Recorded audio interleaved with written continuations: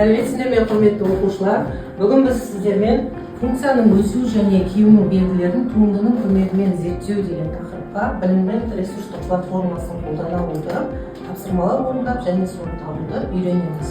Бейне үзінді тамашалайық.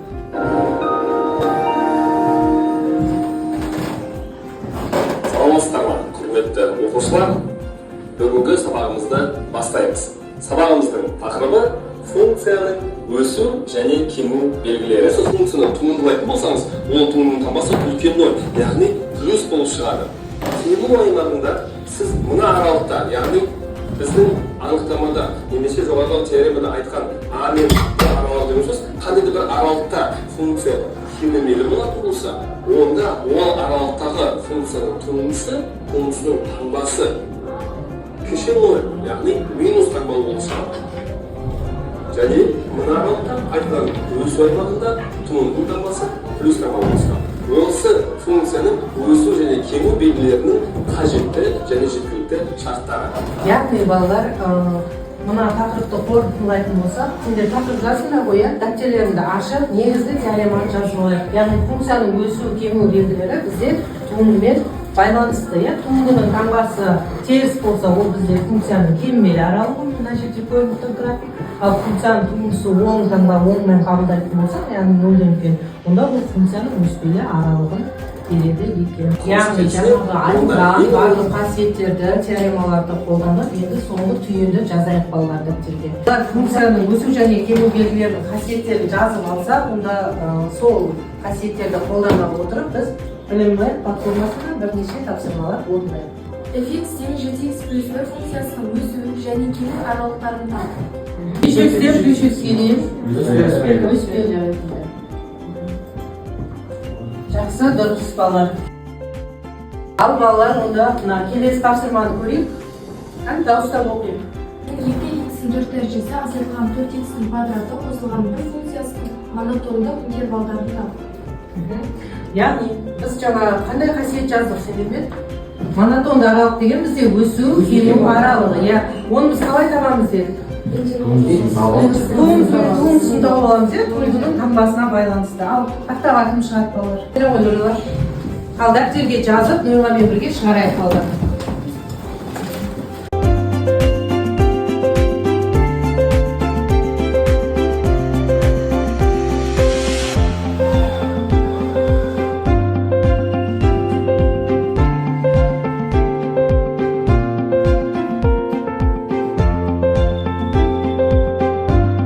Енді осы тақырыпқа байланысты біз көп жауапты тапсырманы орындап көрейік.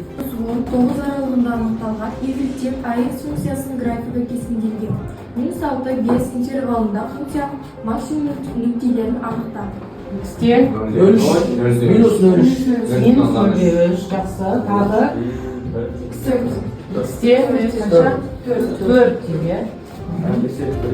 ал тексерейік балалар. Жақсы, дұрыс екен. Сонымен балалар, бүгінгі сабағымыз түсінікті болды ма? Яғни біз бүгінгі сабақта цифрлық білім беру платформасының тапсырмасын орындай отырып, сабағымызды ыңғайлы түсінікті етіп үйрендік деуге болады. Жақсы, рахмет. Ал енді сіздердің назарларыңызға цифрлық білім беру платформасының өнімдерін қолдану туралы 10 сынып оқушыларының дайындаған бейне үзінділерін ұсынамыз. Саламатсыздар ма, құрметті ұстаздар мен оқушылар. Бүгін біз сіздерге еліміздің білім беру саласында үлкен серпіліс жасаған Білімленд платформасын таныстырамыз. Бұл Қазақстанда жасалып, қазіргі заман талабына сай құрылған қашықтықтан білім беру жүйесі. Білімнет платформасы оқушыларға, мұғалімдерге және мектеп әкімшілігіне арнайы ойластырылған. Мұндағы сабақтар Білім және ғылым министрлігінің сараптамасынан өтіп, ресми түрде ұсынылған. Бұл мазмұнның сапасы мен сенімділігінің кепілі. Платформада қазақ және орыс тіліндегі 42 пән қамтылған. Барлық сыныптар үшін материалдар жүйеленіп берілген. Сабақтарды қызықты әрі тиімді ету үшін бейне материалдар, интерактивті тапсырмалар, аудиожазбалар және инфографикалар қолданылған. Ең бастысы Білімнет арқылы оқушылар өз бетімен білім алып, өз деңгейінде дамуында мүмкіндік алады. Мұғалімдер үшін де бұл уақытты үнемдеп, бағалауды жүйелі жүргізуге үлкен көмек. Бүгін біз сіздермен Білімнет платформасының тағы да бір артықшылықтары туралы айтатын боламыз. Халықаралық стандарттарға негізделген курстар. Білімнет KZ сайтында ұсынылған курстар халықаралық білім беру стандарттарына сай әзірленген. Олар оқушылардың пәндік білімін тереңдетіп қана қоймай, 21 ғасыр дағдыларын дамытуға бағытталған. Білімленд KZ платформасы халықаралық стандарттарға негізделген курстарды ұсынып, оқушылар мен студенттерге сапалы білім алуға мүмкіндік береді. Бұл курстар заманауи әдістемелер мен технологияларды қолдана отырып, білім беру процесін тиімді әрі қызықты етеді. Және де осы функция арқылы біз көптеген алгебралық немесе геометриялық тақырыптарды жетік меңгере аламыз. Сол үшін осы курсты алуға кеңес беремін. Саламатсыздар ма? Білімленд платформасы 9 және 11 сынып оқушыларына қорытынды аттестаттауға тиімді дайындалуға мүмкіндік береді. iTest бөліміндегі қорытынды аттестаттау батырмасын басу арқылы пән бойынша материалдар қолжетімді. Материалдар мектеп бағытына сай жүйеленген. Тапсырмалар шешу жолымен және тақырыптық сәйкестігімен берілген. Сонымен қатар оқушылар өз қателіктерін саралап, тиімді түрде жұмыс жасауға мүмкіндік алады.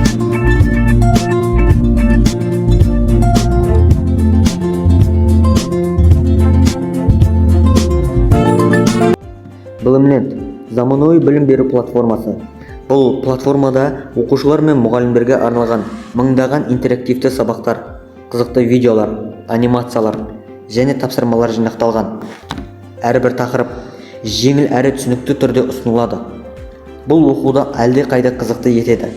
Әсіресе физика, математика және химия сияқты күрделі пәндерді меңгеруде үлкен көмек көрсетеді.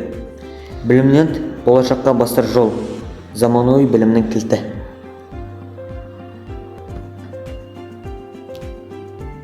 Келесі текшеге назар аударыңыз. Оның 6 жағы бар. Оның барлық жақтары квадрат болып табылады. Оның 8 төбесі және 12 қыры бар. Білімбук платформасының ең ерекшеленетін мүмкіндіктердің бірі виртуалды зертхана. Бұл зертхана арқылы оқушылар химия, физика, биология және математика пәндерінен тәжірибелерді онлайн режимде орындай алады. Күрделі және қауіпті тәжірибелерді қауіпсіз ортада жасап көруге мүмкіндік береді. Бұл оқушының пәнге деген қызығушылығын арттырып, теориялық білімін тәжірибемен ұштастыруға көмектеседі. Виртуалды зертхана болашақтың білім беру құралы. Сәлеметсіздер ме? Сабақ тақырыбы функцияның нүктедегі шегі және функцияның үзіліссіздігі. Бұл математиканың маңызды әрі күрделі тақырыптарының бірі. Бірақ уайымдамаңыз, егер бірден түсініксіз болса, біліммен сізге көмектеседі. Платформада арнайы дайындалған түсіндірме видеолар, графиктер мен мысалдар, сондай-ақ пысықтауға арналған тапсырмалар бар. Барлығын мұқият қарап шықсаңыз, шек пен үзіліссіздік ұғымдарын оңай меңгеріп шығасыз. Білімленд бұл тек білім алаңына айналған орта ғана емес, сондай-ақ табыс көзі бола алатын үлкен мүмкіндік әлемі. Мұнда ақыл мен ізденіс қатар жүріп, еңбек пен табыстың арасы жақындай түседі. Оқушылар жоғары балл жинай отырып, табыс көзіне ие бола алады. Алған табыс көзін өзіңіздің шотыңызға Freedom қосымшасы арқылы аудара аласыз. Бұл платформада ақша табу жай ғана табыс емес, еңбегіңнің, біліміңнің, уақытыңның әділетті жемісі. Бүгін мен сіздерге Білімленд платформасындағы TWIC білім құралын таныстырғым келеді. Ең алдымен біз TWIC бөліміне кіреміз. Бұл бөлімде жаратылыстану бағытындағы пәндер, физика, биология, химия, география секілді пәндер бойынша материалдар жинақталған. Әр тақырыпқа жеке-жеке қарастырылған, сондықтан түсініксіз тұстарды оңай табуға болады. TWIC-тегі ең керемет жағы, мұнда қысқа, қызықты видеолар бар, және олардың қазақ және орыс тілінде көруге болады. Видеоны қайталап көруде өте ыңғайлы. Сонымен қатар барлық материалдар құжат түрінде жүктеп алуға мүмкіндік бар. Бұл сабаққа дайындалуға үлкен көмек. TWIC арқылы оқу енді бұрынғыдай қиын емес, керісінше қызықты әрі түсінікті. Білім класс платформасындағы iTest сенің ең сенімді серігің, әрі ол сенің білім жолыңдағы навигатор.